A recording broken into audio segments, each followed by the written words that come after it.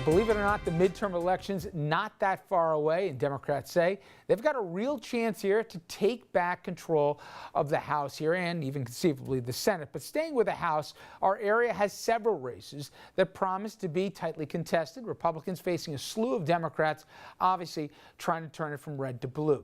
New York's 19th congressional district in the Hudson Valley, it promises to be one of them, arguably maybe the most gettable seat if you're a Democrat. Now, 6 Democrats, they're vying to take on Republican John Faso. The 19th, it is a swing district in every sense of the word. Gareth Rhodes, he is one of those Democrats who wants Faso's seat. In many eyes, he is seen as the front runner. First of all, thank you for joining us. I got to tell you, over the years when we've seen this seat, and it's always, especially since the passing of the late Maurice Hinchey, it's always been something that's been in play. You have registration that's almost evenly split. One of the criticisms of Democrats who tried to take the seat is they've been carpetbaggers, that they've looked at it as an opportunity. They move into the district late in the game, and then they pass themselves off as locals. If the same criticism comes your way to say, how do you know the 19th, how do you respond? Well, Rich, thanks for having me on the show. And really, my candidacy is the opposite of that. And that's why so many people in the community, so many leaders believe that I give the Democrats a real shot to win this race. My roots in this community are beyond dispute. Born and raised there, I go generations back, grew up there working on a farm, volunteer firefighter, the type of roots in this district that really I have that cultural connection to so many of our neighbors, of our friends, of our family in the area, which will really give the Democrats a shot this November. In fact, you have an interesting bio. You were a driller. Somehow you end up at Harvard, and then you go and you work for a few years for Governor Cuomo. Usually not the normal arc. Well, after high school, like a lot of kids growing up in upstate New York, I didn't go right to college. I went out and got a job drilling water wells. So if you have a water well in your backyard, you can call me anytime if you have sulfur issues. Served in my local fire department. Neither of my parents had 4-year degrees. I was able, thanks to Pell Grants, thanks to TAP Aid, to get a college degree first in my family. But I wanted to work in public service, and that's why I wanted to work in the governor's office, moved up to Albany, was here in our community after Hurricane Irene. I was with so many of these, also with the small breweries and distilleries, helping with that local economic development, things to help keep young people in upstate New York. And that's why I'm running for Congress, is we have to do a better job of keeping our young people up in our communities, creating jobs for our young people, making sure that that revival of upstate New York really can applies to all our different communities. In terms of experience in government, your calling card is obviously your years working in the Cuomo administration. To that end, can people draw a direct line and say, what kind of elected official will he be? I know you're your own man, but if people say, will he be basically Andrew Cuomo in Congress for us, do you accept that label? No, absolutely. Absolutely not. I am running completely as my own person, as someone who knows this community, because this is the community that raised me. I'm proud to have a public service experience. I'm the only Democrat in this race who has worked in state government here in New York. And when you talk to our local town supervisors, our mayors, they want someone who they can pick up the phone and call and who knows what they're doing. So if I called you a progressive, would you say, you know, slow your roll here, Rich, I'm more in the middle, or do you accept that label happily? No, I am a progressive. I believe we need to get things done. We need to start moving the ball forward. Right now, Washington, it's stagnated. Things aren't happening. We have families going bankrupt because of medical expenses. We have young people leaving upstate New York because they can't find jobs. We have our school systems are struggling. We need Washington to get to work to help our communities. So anything to move that ball forward, that's why I'm running.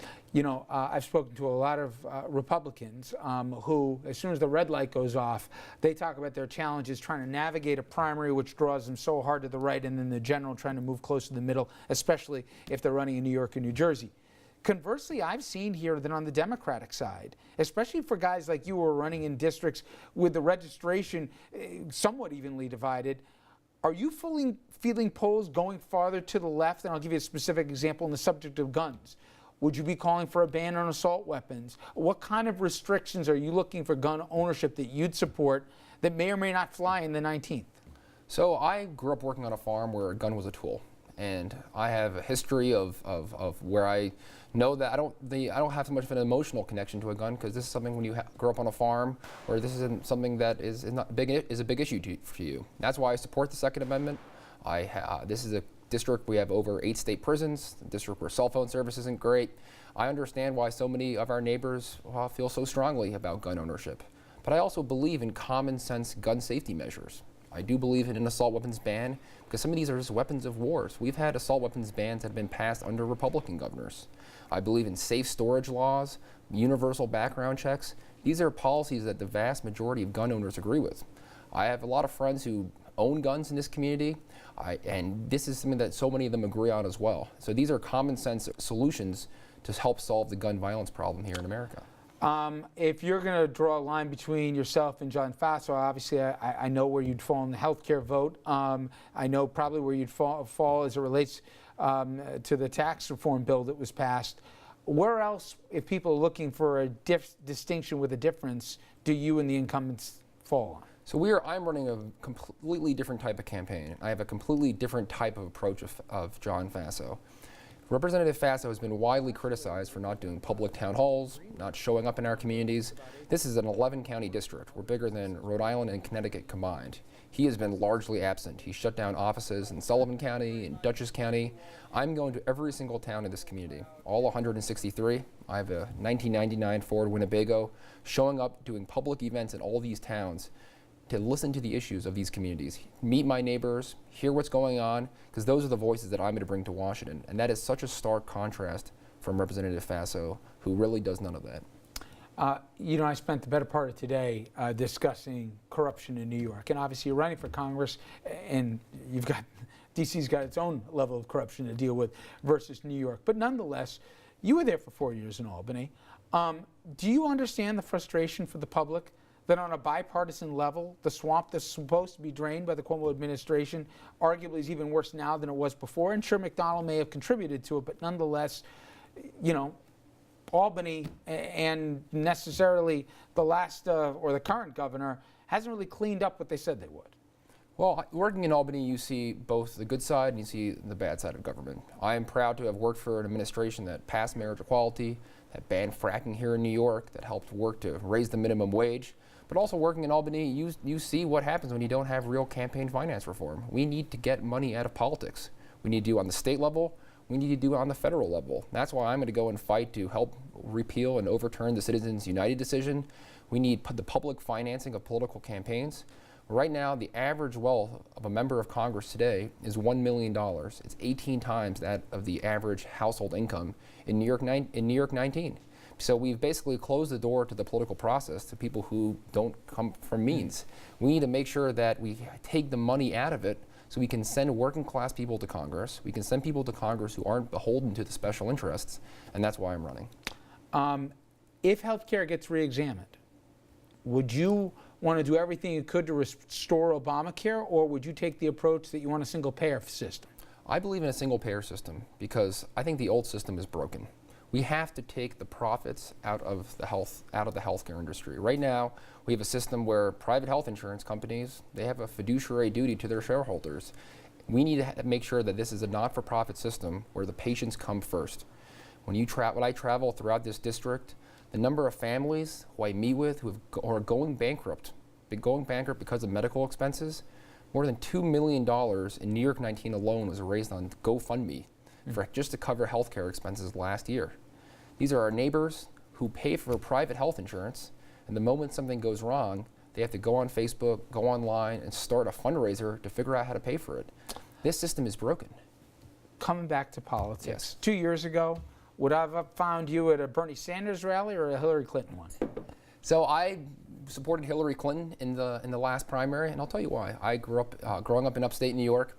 When I remember when Hillary Clinton came to Kingston in 2000, and she talked about what she would do in the Farm Bill for upstate New York and for many farmers.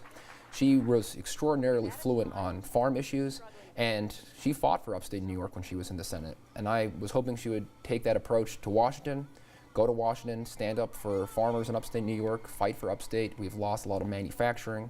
Yep. Kingston, as you know, was an IBM town, yep. 7,000 jobs gone.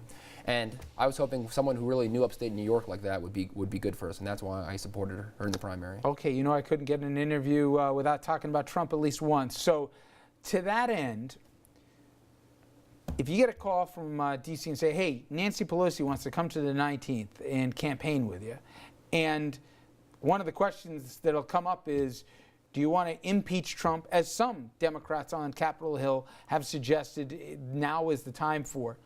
Would you A, welcome Nancy Pelosi, and B, Do you think we're at the point here where you would advocate, as others have, that you need to get rid of this president? So the president's approach, his Twitter account, it's reckless to say the least. And the sooner Congress can hold him accountable and make sure that he's not going to tweet us into a third world war because of how reckless some of his policies and approaches are, the better. But I believe in respecting the process. Let's let the Mueller investigation continue. Let's figure out what the facts are. We have to approach this in a responsible manner. And that's what I do as Congress, is make sure that we're looking at all the facts. If we need to launch an independent investigation, but really let Mueller do his job. And I welcome the support of any Democrat, any Republican, any independent that wants to make sure that we repeal and replace John Faso. My campaign is based on going to all 163 towns. My campaign is based on the people of this community showing up, doing these events, and I welcome the support of whoever. Rich, if you want to come and join us in the Winnebago and shoot from the road. As enticing as that sounds, I will tell you though, at least the weather seems to cooperate for you this weekend. Hey, I wish you the best of luck. A really interesting background here, and knowing the areas I do, it's a fascinating district as well, with fascinating constituents. Gareth, thank you very much. Thanks so much, Rich. Appreciate it.